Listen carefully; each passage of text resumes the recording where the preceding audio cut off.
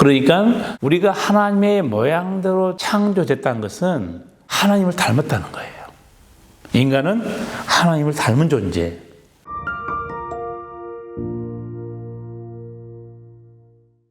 인간이란 어떤 존재인가? 영원한 질문이고, 인간은 자신이 인간이면서 인간에 대해서 질문을 받게 되면 당황하게 됩니다. 소크라테스도 내 자신을 알라 그렇게 말했잖아요. 인간에 대한 노래도 있어요. 인생은 나그네 길, 어디서 왔다가 어디로 가는가 잘 모르는 거죠. 흔히들 라틴어에 보면 우리가 가끔 들을 수 있는 말이 있죠. 호모 사피엔스, 지혜로운 인간, 지식을 추구한 인간이라는 의미죠. 또 호모 파이렌스라는 말도 있습니다. 이거는 질문하는 인간이라는 뜻이죠. 인간은 끊임없이 질문합니다. 어린아이가 출생해서 부모에게 끊임없이 많은 걸 묻잖아요. 인간이란 어떤 존재인가? 국어사전에는 이렇게 정의가 되어 있습니다. 생각을 하고 언어를 사용하며 도구를 만들어 쓰고 사회를 이루어 사는 동물. 제가 보기에는 인간 존재 개념보다는 기능적 인간 이해로 보여집니다. 생각을 한다는 거, 언어를 사용한다는 거, 도구를 사용한다는 거, 여러 인간의 행위들을 중심으로 만든 개념 같아요. 철학적 질문 같은 그런 질문들을 우리 스스로도 하고 있어요. 나는 누구일까? 오래전에 올레길 행사가 있어서 기자들이 취재한 걸 보았어요. 나이가 지긋한 할머니가 그 힘든 올레길을 걷고 있어서 기자가 물었습니다. 할머니, 왜 이렇게 힘든 길을 걷습니까? 내 자신을 찾으려고요. 기자가 짓궂게 한마디 더 물었습니다. 할머니, 그렇게 오래 사셨는데 아직도 자신을 못 찾으셨습니까? 인간은 스스로를 질문하는 존재지만 답을 잘 못 찾아요. 우리는 많이 공부하고 많이 배우지만 질문하다 사라질 뿐이다. 남미의 파블로 네루다는 시인이 쓴 우리는 질문하다 사라진다. 나는 그 시를 보고 참 감명을 많이 받았어요. 마지막 부분에 이렇게 그분이 시를 맺습니다. 우리가 아는 것은 한 줌 먼지만도 못하고 짐작하는 것만이 산더미 같다. 그토록 열심히 배우고만 우리는 단지 질문하다 사라질 뿐. 전국을 찌르는 시 같았어요. 그토록 많이 배우는데 아는 거는 한 줌 지식도 안 되고 우리는 짐작하는 것만 산더미 같고 결국은 질문하다 사라질 뿐이다. 그렇지 않습니까?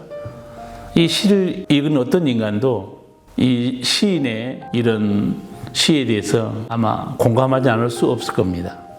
호모 사피엔스, 지혜와 지식을 추구한 인간, 질문하는 인간, 호모 과이렌스, 인간 존재를 설명하는 또 다른 단어도 하나 있습니다. 신을 찾는 인간, 종교적인 인간. 그래서 그걸로 호모 렐리기오수스 이렇게 표현하기도 합니다. 신을 찾는 존재, 신에 대해 질문하는 인간. 성경으로 들어가서 인간에 대한 이 단어들이 무엇을 의미하는지 좀 살펴보도록 하겠습니다. 우선 구약 성경에 나타난 인간이라는 단어, 우리가 익히 알고 있는 창세기에 나와 있는 아담이라는 단어입니다. 원래 단어는 땅, 흙이라는 단어고 붉은색이라는 의미입니다. 그래서 아담이라는 이 인간이라는 의미는 흙에서 온 존재, 그걸 의미하고 있어요. 그리고 또 하나 제가 주의 깊게 봤던 단어 중에 하나가 에노스라는 단어가 있습니다.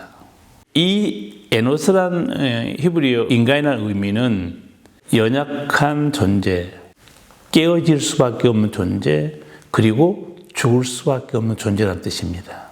인간을 그렇게 설명해요. 신약 성경에도 인간이라는 단어들이 있습니다. 안트로포스라는 단어가 있는데 그 단어는 위로라는 단어하고 쳐다보다 향하다는 단어가 합성이 되어 있어요. 그러니까 안드로포스라는 이 헬라어는 인간이라는 의미는 좀 종교적으로 해석하면 위를 쳐다보는 존재, 하나님을 향한 존재, 하나님을 쳐다보는 존재, 그런 의미를 가지고 있죠.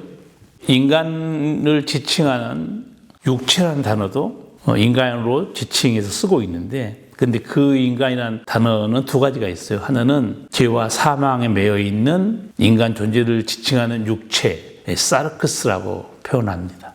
그리고 하나는 푸슈케는 들어봤을 거예요. 지성을 가진 존재로서 인간. 대체적으로 단어에서 이해할 수 있는 인간의 개념들이고, 창세기 1장에 이제 하나님께서 우리를 창조할 때, 인간을 창조할 때 어떤 존재로 창조했는가? 창세기 1장 26절에 보면 하나님이 가라사대 우리의 형상을 따라 우리의 모양대로 우리가 사람을 만들고, 하나님이 사람을 만드는데 단어가 두 가지 중요한 단어가 나옵니다. 하나는 형상이라는 단어고 하나는 모양이라는 단어입니다. 우리의 형상과 모양을 따라 사람을 만들고, 하나님의 계획이 있었던 거죠. 이 형상에 해당하는 이 단어, 원래 색이다 이런 뜻에서 왔어요. 그래서 뭘 새기면 그 모양이 드러나잖아요, 형상이. 그래서 이 형상이라는 것은 가시적으로 드러낸 존재를 의미하고 있어요. 그러면 인간이 하나님의 형상을 가졌다는 것은 인간이 하나님의 존재를 가시적으로 지금 드러내고 있다. 그걸 우리가 이해할 수 있어요. 하나님의 존재를 인간을 통해서 지금 드러내고 있죠. 그리고 또 하나는 모양이라는 단어인데, 이 모양이라는 단어는 더 좀 쉬운 단어입니다. 비슷하다, 닮다는 단어예요. 그러니까 우리가 하나님의 모양대로 창조됐다는 것은 하나님을 닮았다는 거예요.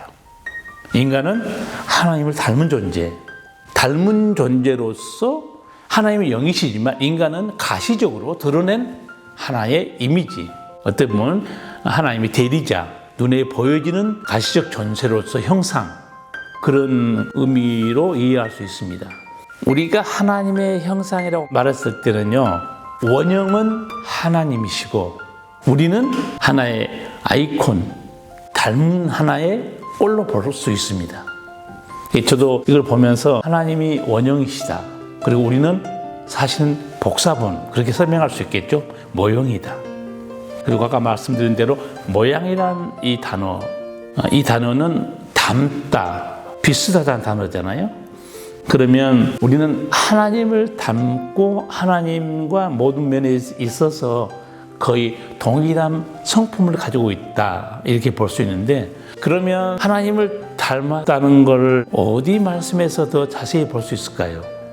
그게 창세기 2장 7절, 다시 한번 창조의 내용이 또 반복해서 나오는데, 여호와 하나님이 땅의 흙으로 사람을 지으시고 그 생기를 그 코에 불어넣으시니 사람이 생명이 된지라.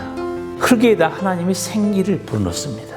그래서 생명이 됐는데, 생명이라는 단어는 살아있는 존재란 뜻이에요. 생명체가 된 거죠. 그때 하나님이 생기를 불어넣습니다. 이 생기라는 단어도 두 가지 단어예요. 하나는 이 생자가 생명이라는 단어고, 뒤에 기자라는 단어는 영, 숨결, 호흡이라는 단어거든요. 그래서 결국은 하나님의 그 영, 하나님의 생명이 우리 속에 들어온 거죠.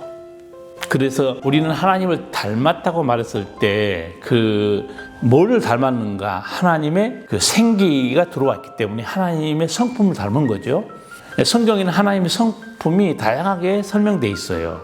하나님은 거룩하신 분이고, 하나님은 사랑이시고, 하나님은 공의로우신 분이고, 그리고 하나님은 은혜를 베푸신 분이고, 이 다양한 하나님의 성품들이 성경에 기록되어 있습니다.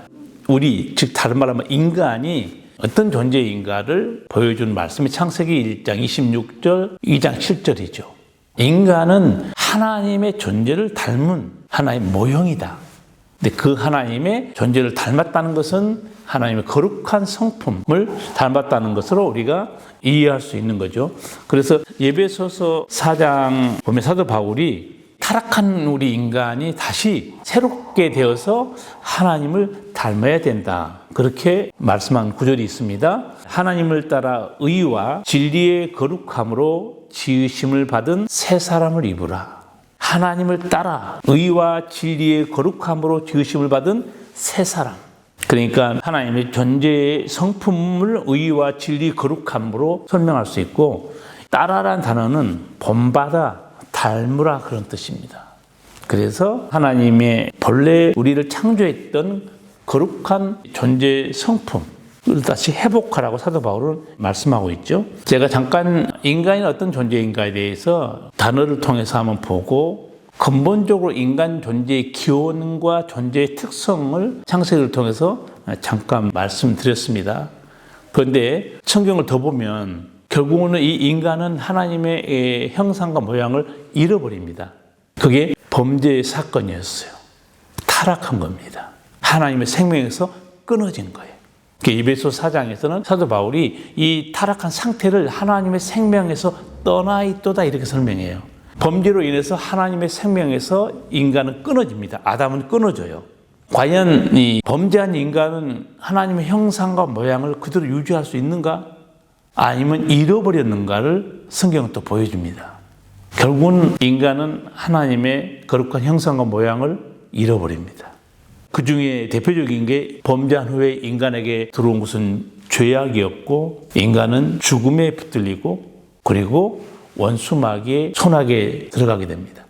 그래서 범죄한 인간, 하나님의 형상과 모양 잃어버리게 됐는데 창세기 3장 17절에서 19절을 보면 이 범죄한 인간이 어떻게 되는가? 하나님이 선포합니다.